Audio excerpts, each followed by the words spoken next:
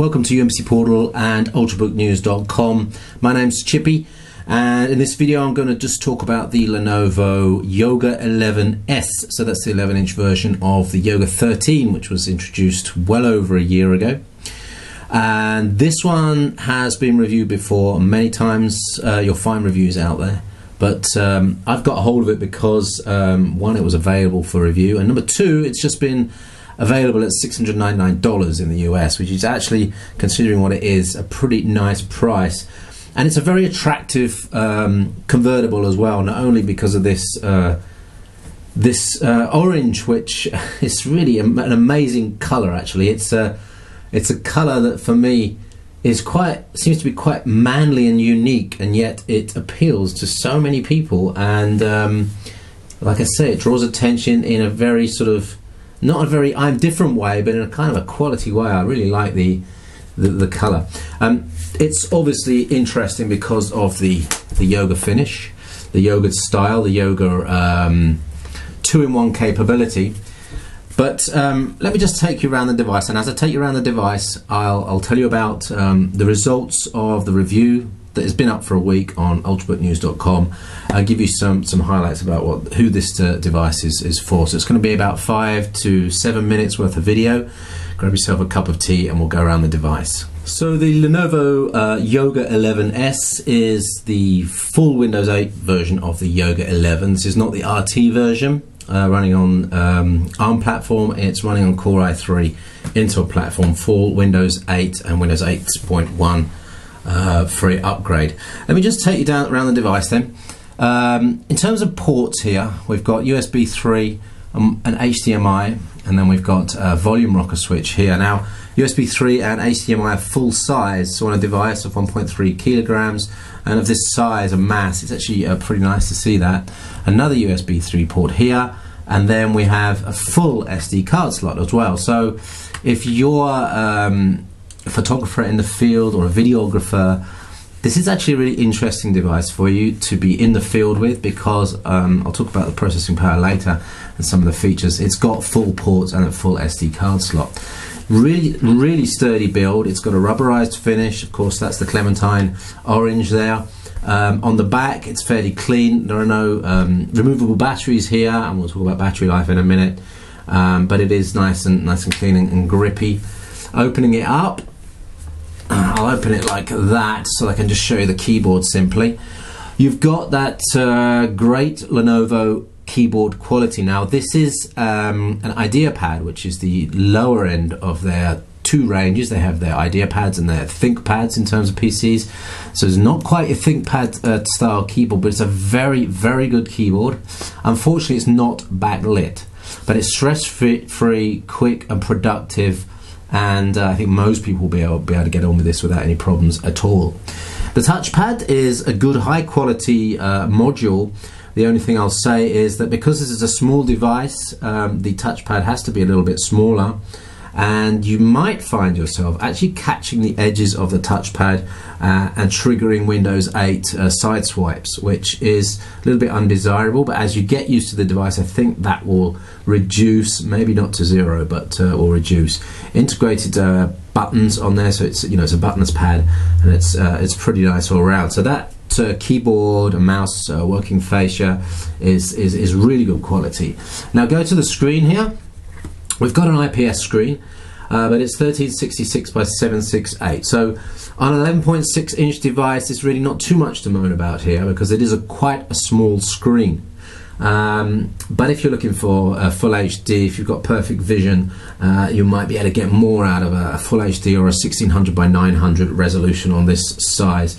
For me, I found it quite optimal. Font sizes in Windows 8, both in Metro, of course, and in Windows Desktop, all appeared to be easy to read and working by default rather than having to do any tuning there.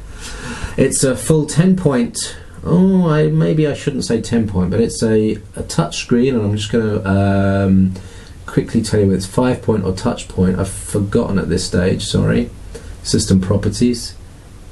It is 10-point touch, so you can do the full 10-point touch gestures. Multi-touch is obviously nice, but it comes really useful when you're using the keyboard, for example, in a portrait mode like this, you can get some really nice typing speeds going on there. Everything's fluid and fast on this, and my battery is running low, so I might have to charge this during the video. But everything's fast and fluid, and on the desktop too. So Core i3 Ivy Bridge locked at 1.4 gigahertz doesn't sound much, and in fact, if you think about Bay Trail, the quad cores at 1.34 and 1.4 gigahertz, they are turning in some of the same pure CPU performance results as this is. But it's really important to note that this has the backing, this processor has the backing of a better memory bus, more memory, 4 gigs in this as opposed to 2 gigs in most of those Bay Trail devices, and a full SATA based SSD. So on the Bay Trail T platforms, you've got an eMMC based SSD. Those are much slower than this at SATA based SSD, which is turning in some really great figures. I have to just double check what I've got here in terms of figures, and I think that's one of them there. I think you can see 462 megabytes sequential read and a 25 megabytes a second sequential 4K write. So that's actually really good speeds, and I think that is the reason why this feels so much faster than the Bay Trail devices. That's really an important thing to note for the future, you know. CPU performance is only part of the story. Once you add in the memory bus, the amount of memory, and the speed of the SSD, then you need to give careful consideration to Core as opposed to Bay Trail when it comes to productivity. And so in terms of desktop usage, it's pretty transparent. You're not going to notice too much that this is only a 1.4 gigahertz locked dual core CPU. It's actually really nice and fluid. So the other thing to mention on the Core processors is that they do have more features than the Bay Trail processors. So they have a better graphics unit in there. This is the 4200, or it might even be the 4400 in here. So it's got more processing units, graphics processing units than on Bay Trail. It's clocked, I believe, a bit higher than Bay Trail, and that's just gone off because the battery's run out. But I'll carry on. It's also got a better, faster Intel QuickSync processor. So that is QuickSync Video, which is a video encoder and a decoder in hardware, which can be really useful if you're doing video editing. Now, the thing about this, it might mainly be a Core i4 SSD, Core i4 CPU, but the SSD is fast enough for you to edit full HD videos without a shadow file. So the SSD is fast enough, and the decoding of those clips is fast enough, and the encoding of the preview is fast enough that you don't have to use shadow files, and you really can do 1080p video editing on this. The rendering part of that, the speed is totally dependent on what you do in terms of video edit, whether you put effects on or whether you're just putting the start and the end title and a couple of fades. If you're doing the latter and you're not doing effects filters on there, the Intel QuickSync processor on here will really speed up the output speed to something like 2 or 3 times real time. So if you've got a 1-minute video, it's going to take 30 seconds, 20 seconds maybe to render out, and that's with a 3 or 4 maybe cuts with crossfades, and then a title and maybe a text comment somewhere in the video. So this is perfectly capable of 720p, but also capable of short 1080p's. Now, of course, you've got the screen size area to consider in terms of that, but do consider it if you're a 720p YouTube blogger, for example. You can just plug your SD card straight in, get to work, and edit out, render out, and upload a YouTube video in a super quick time. So let me talk about the battery life and tablet usage on this. So let's start with the tablet usage. You've got this Yoga capability, which can put you into a tablet mode. Now this, it has to be said, is not really a consumer-focused tablet mode. 1.3 kilograms and 11.6 inches. It's pretty heavy to hold in one hand, so it's not your casual, sort of round the house or on the go tablet. But it does have some really, really interesting usage, and I think I can sum it up by saying it's probably the best armchair PC you'll ever have. And the reason is you can actually adjust it to be in any angle you want on your armchair. It's there with a full big touch screen, so you don't have to lean forward and read, or you don't have to bring the device close to your eyes. Everything is readable from just lean back mode in a sofa or an armchair, and that to me is great. Now if you want to get busy with some emails, you're just going to flip it over like that. But if you're just watching The Voice or whatever you watch, and you want to put some comments on your tweet stream, that is perfect, really perfect way to do it. And with Windows 8, of course, you can put a couple of things side by side, run multiple apps, and really get good use out of it. So I really like that. This is also a really good seat back video watching mode. So on a flight where your seat back is like that, it's very difficult to put a screen open like that, because what you end up is having a, let's put it that way, you end up having it that way. Now if you flip it like that, you'll see that the screen actually matches, you know, it fits nicely within the seat back sort of confines. It brings it closer to your eyes as well, so you might get an even better sort of bigger screen, effective bigger screen experience. There are some valid uses like this. Of course, this is a great demonstration device. You want to show a customer a PowerPoint. Excuse me. So where was I? I was talking about presentations. So if you've got a PowerPoint, you want to just show it to your customer. It's nice and clean to be able to do that, and just to sort of show them. The IPS screen is really nice. You're not going to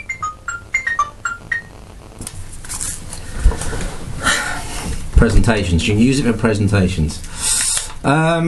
You've also got this mode here, which can be quite useful for kids to play games and stuff like that.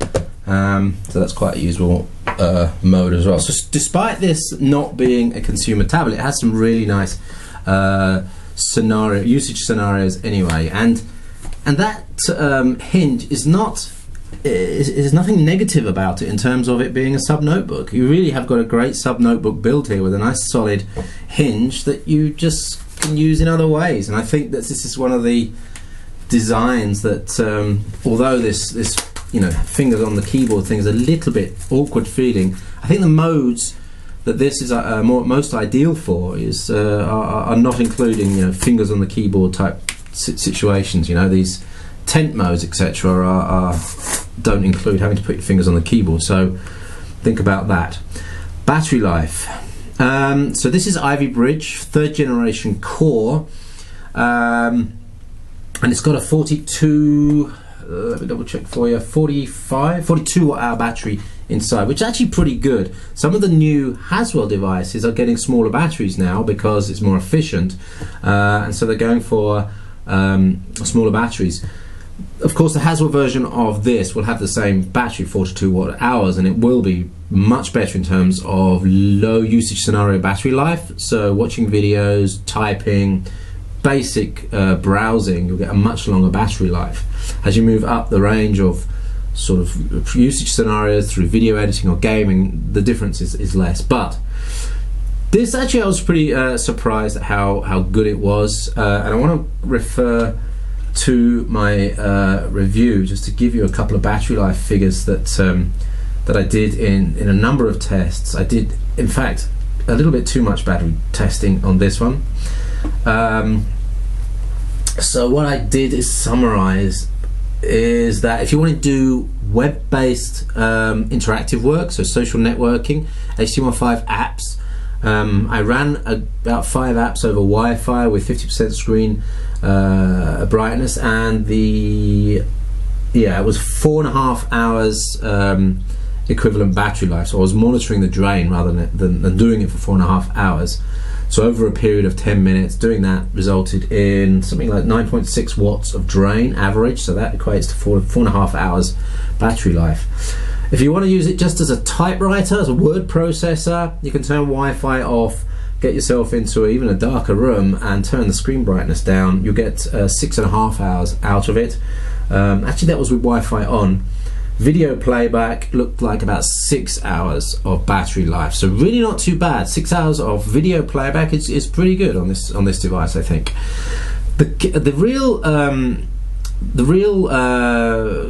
really good thing about this device is that at $699, it is a pretty unique device, offering 10-point touch, the SSD, 4 gigs of RAM, a proper core processor, though it's not turbo boosted, in a really nice form factor with a great keyboard and good ergonomics and good aesthetics. That's rare. That's really rare to find something for $699 with those sort of features. Since I did the review, it's gone up to $899, and I'm just going to check for you right now if it's still $899. Yesterday it was $899. Today it's $899. At $899, I don't recommend it. I would say look out for the Haswell versions, which are coming along. Something's going on there. They put the price up to $899. It might be because they want to bring in maybe they've got rid of the stock now. They want to bring in the Haswell version and say, oh, it's the same price as the old 11S, no change in price. Or coming up to Christmas, they want to bring in a different device and promote that, like the Yoga 13. Maybe they've got big stocks of that. They want to bring that in at a good price.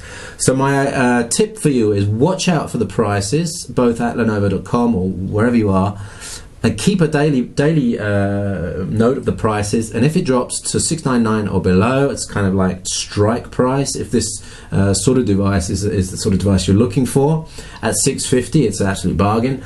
And anything below that, let us know, and we'll let everyone else know, because that will be a really great offer.